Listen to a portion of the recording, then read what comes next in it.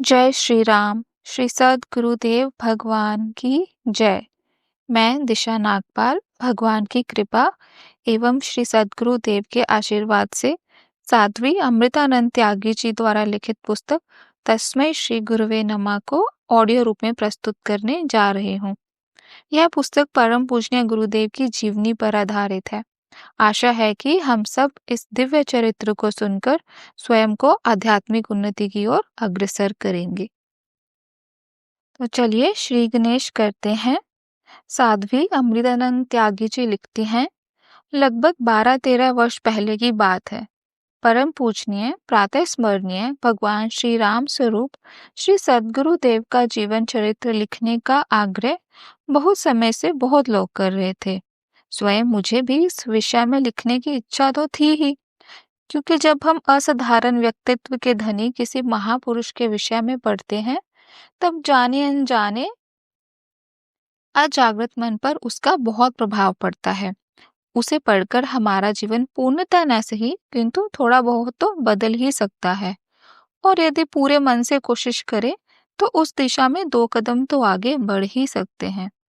समस्या यह थी कि गुरुदेव अपनी विख्याति कभी नहीं चाहते। वे अपने विषय में कभी कुछ बताते ही नहीं हैं। वे तो लोकेशना विदेशना से ऊपर उठे हुए महान पुरुष हैं। वास्तव में कहा भी जाता है कि नदी का मूल और साधु का कुल कभी जानने की कोशिश करनी भी नहीं चाहिए। परंतु हम तो ठहरे देह बुद्धि वाले जीव, हमारे लिए तो भौतिकता ही अधिक महत्व रखती है। जब श्री सद्गुरुदेव से उनके जीवन चरित्र लिखने की आज्ञा मांगी तो वे बोले, क्या करोगी यह सब लिखकर? मैंने बोला, गुरुदेव, बहुत लोगों को प्रेरणा मिलेगी। गुरुदेव कहते, जिसे प्रेरणा लेनी है उसे बहुत पुस्तकें मिल जाएंगी, और जिसे नहीं लेनी वे इसे पढ़कर भी नहीं लेंगे। मैंने कहा, परंतु समस्या क्या है? मुझे लिखना है, बहुत लोगों की भी इच्छा है, बार बार बहुत लोग मुझे कहते रहते हैं। तो गुरुदेव ने कहा, ठीक है, जैसी तुम्हारी इच्छा। और मैंने लिखना शुरू कर दिया। गुरुदेव का चरित्र लिख पाना तो असंभव ही नहीं था, क्योंकि वे स्वयं तो कुछ बताते ही नहीं थे, क्योंकि जो हमारे लिए बहुत महत्व का था वह उनके लिए अति तुच्छ था। खैर, बहुत लोगों से जानकारी ली और थोड़ा बहुत लिखा भी, परंतु वह पूरा लेखन तब बेकार हो गया जब कंप्यूटर की हार्ड ड्राइव करप्ट हो गई और पूरा डेटा को वापस पाना असंभव हो गया। मैंने सोचा, कदाचित गुरुदेव की इच्छा ही नहीं थी, इसीलिए यह हुआ। उसमें जो लिखा था वह अनेक पुराने भक्तों और संतों से पूछकर लिखा था। उनमें से कुछ तो इस संसार से भी विदा हो गए थे। कंप्यूटर की हार्ड ड्राइव को रिपेयर कराने का पूरा प्रयत्न बहुत लंबे समय तक करती रही, विदेश भी भेजी, परंतु वह रिपेयर न हो सकी। परमात्मा की इच्छा को सर्वोपरि मानकर मैंने तो हार ही मान ली थी। अब लगभग 10 वर्ष बीत चुके थे, परंतु एक दिन अचानक सूरत से हमारे गुरु भाई श्री अल्पेश ठक्कर और उनकी धर्मपत्नी श्रीमती लक्ष्मी ठक्कर आश्रम पर आए। उन्होंने भी अन्य गुरु भक्तों की तरह कहा कि श्री गुरुदेव का चरित्र भी लिखना चाहिए। मैंने बिगड़ी हुई हार्ड ड्राइव की बात बताई और उन्होंने उसे रिपेयर कराने का बीड़ा उठा लिया। 2-3 महीने के प्रयत्न के पश्चात उन्हें सफलता मिली और पूरा डेटा मुझे उन्हें प्राप्त हो गया। यह परमात्मा की ही इच्छा से हुआ है, ऐसा मानकर मैंने कार्य को आगे बढ़ाया है। यह गुरुदेव की ही महिमा है या उनका चरित्र, यह नहीं कहा जा सकता, क्योंकि उनके जीवन संबंधी कोई जानकारी है ही नहीं। अनेक अनेक नामी अनामी भक्तों से पूछ पूछ कर उन्हें जो भी अनुभूतियां हुई, यह पुस्तक उसी का संग्रह मात्र है। उन अनुभूतियों को क्रमशः समय अनुसार स्थान देने की कोशिश की है। यह भी पूर्णतः सत्य है कि हमारे गुरुदेव के सभी भक्तों के पास उनकी अलौकिक अनुभूतियों का भंडार है। संपूर्ण प्रयत्न के उपरांत भी बहुत लोगों तक मैं नहीं पहुंच पाई होंगी जिनकी अमूल्य अनुभूतियों को यहाँ स्थान दे सकूं। वैसे तो मैं विज्ञान की विद्यार्थी रही हूँ, इसलिए आदत से मजबूर हर एक घटना के रहस्य को ढूंढने की कोशिश करती रहती हूँ। यहाँ भी प्रयत्न तो किए हैं, पता नहीं कहाँ तक सफल हो पाई हूँ। यह चरित्र लिखने की मांग बहुत समय से बहुत भक्तों के द्वारा होती रही थी। साथ ही एक कारण यह भी था कि इस कलिकाल में ऐसे विरल मनुष्य अस्तित्व में हैं, यह कोई कल्पना भी नहीं कर सकता। क्योंकि हमारे आसपास स्वार्थ, कपट, लालच, चरित्रहीनता से भरपूर संसार ही दिखता है।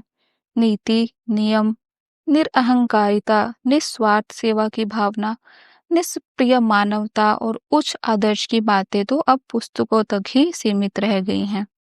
और इस समाज में ऐसे भी बहुत लोग होंगे, अनेक मुमुक्षु जीव भी होंगे जो आध्यात्मिक पद पर आगे तो बढ़ना चाहते हैं, परंतु कोई रास्ता दिखाने वाला नहीं मिल रहा है। किस पर भरोसा किया जाए, क्योंकि कलिकाल ने इस क्षेत्र को भी पर्याप्त कलंकित कर दिया है। उन लोगों के लिए यह पुस्तक आगे बढ़ाने में बहुत सहायक हो सकती है। श्री गुरुदेव का कथन है कि यदि भक्ति दृढ़ करनी है तो भगवान और भक्तों का चरित्र पढ़ना चाहिए। आशा करती हूँ कि उनके लिए भी यह पुस्तक उपयोगी सिद्ध होगी, क्योंकि यह तो ऐसे अद्भुत मानव का अनुभव है जो स्वयं को तो पामर जीव कहते हैं, परंतु हमारे लिए तो वे साक्षात भगवान ही हैं। और यह पढ़ने के पश्चात कदाचित आप भी हम में सम्मिलित हो जाएंगे। श्री गुरुदेव से जुड़े हम सब उनके शिष्यगण तो अत्यंत भाग्यशाली हैं ही, जिन्हें उन परमात्मा ने अपनी शरण में लिया है, परंतु और भी कई भटकते पिपासु जीवों को सच्ची राह मिले और परमात्मा की शरण मिले। यही उद्देश्य रहा है इस लेखन के पीछे। आगे तो परमात्मा की ही इच्छा। उन्हीं की दी हुई प्रेरणा से, उन्हीं की दी हुई बुद्धि से, इस शरीर रूपी यंत्र से जो भी लिखा गया, सब उन्हीं के चरणों में समर्पित करते हुए इस प्राक कथन की इतिश्री करती हूँ। मैं आभार मानती हूँ शिवाजी पार्क दिल्ली निवासी भटनागर परिवार का, जिन्होंने इस पुस्तक को छपवाने में सहयोग दिया है। अब हम पुस्तक के पहले भाग प्रकाश का पंथ को सुनेंगे। हिंदू सनातन संस्कृति विश्व की प्राचीनतम संस्कृति है। यह परमात्मा की अहेतु की कृपा तो है ही, साथ साथ संस्कृति के सातत्य का कारण कोई आकस्मिक घटना नहीं है, परंतु अनेक नामी अनामी युग पुरुषों का अविरत प्रयास है। उन्होंने अविरत प्रयास करके संस्कृति को जीवंत रखा है। युग बीतते रहते हैं, संस्कारों के मूल्य बदलते रहते हैं, उसकी परिभाषा भी बदलती रहती है, परंतु धर्म के अपरिवर्तनशील तत्वों को समझकर, बदलते युग में उसका मूल्य समझाकर, उन मूल्य की पुनः स्थापना करने का भागीरथ काम हमारे ऋषि महर्षियों ने अनेक रूप में किया है, कर रहे हैं और करते भी रहेंगे। उसके लिए किसी भी मार्ग का सहारा लेना पड़े, उन्होंने लिया। भक्ति मार्ग, ज्ञान मार्ग, कर्म मार्ग या योग मार्ग के सिद्धांतों को उस युग की परिभाषा में जनता के सम्मुख रखकर संस्कृति का सातत्य उन्होंने परंपरा से जीवंत रखा है। भारतीय संस्कृति में परमात्मा की प्राप्ति को या आत्म साक्षात्कार को मानव जीवन का सर्वश्रेष्ठ ध्येय माना गया है। भारत में आध्यात्मिक ज्ञान की उपलब्धि के लिए सद्गुरु को अनिवार्य माना गया है। गुरु शिष्य की इसी परंपरा ने भारतीय संस्कृति को इजिप्ट या बेबीलोन जैसी दुर्दशा से बचाया है। महापुरुषों की श्रृंखला जानना या उस विषय में सोचना भी हमारे सामर्थ्य के बाहर की वस्तु है। किसी सामाजिक या व्यक्तिगत दायित्व से भागकर नहीं, परंतु मात्र परमात्मा की प्राप्ति के ध्येय को लेकर अनेक मुमुक्षु लोग गृह त्याग कर देते हैं। वास्तव में परमात्मा की प्राप्ति के लिए गृह त्याग आवश्यक नहीं है, परंतु ग्रह की आसक्ति से तथा उसमें फंसने वाले मोह माया के बंधनों से छूटने के लिए ही मुमुक्षु गृह त्याग करते हैं। ऐसे गृह त्याग करके निकले हुए साधुओं का बहुत बड़ा समाज भारत में प्रकाश के पंथ को उजागर करने के लिए कार्यरत है।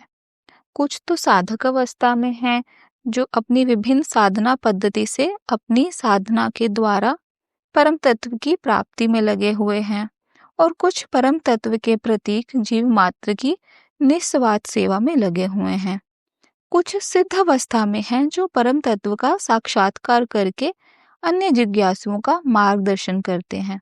साधुओं में दो बृहद वर्ग है, वैष्णव और शैव। वे अपने सीमित संबंधों का त्याग करके स्वयं अपरिग्रह वृत्ति पर निर्वाह करते हैं।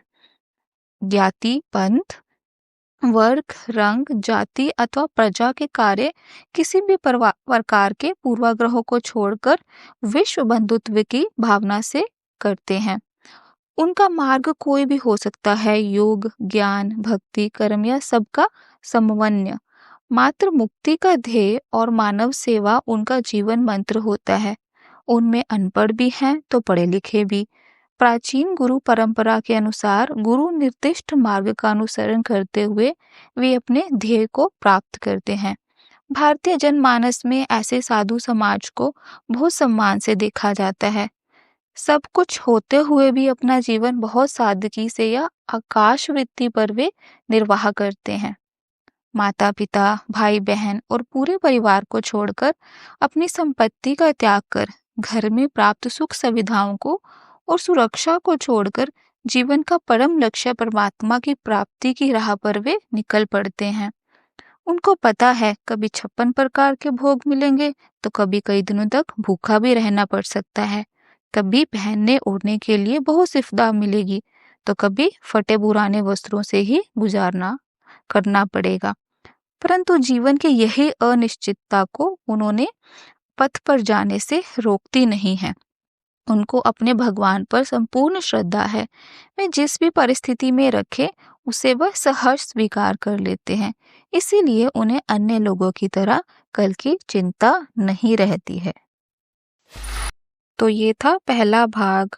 आशा है आपको ये सुनने में बहुत आनंद आया होगा और आगे के भागों को सुनने के लिए इस चैनल को सब्सक्राइब कीजिए। जय श्री राम।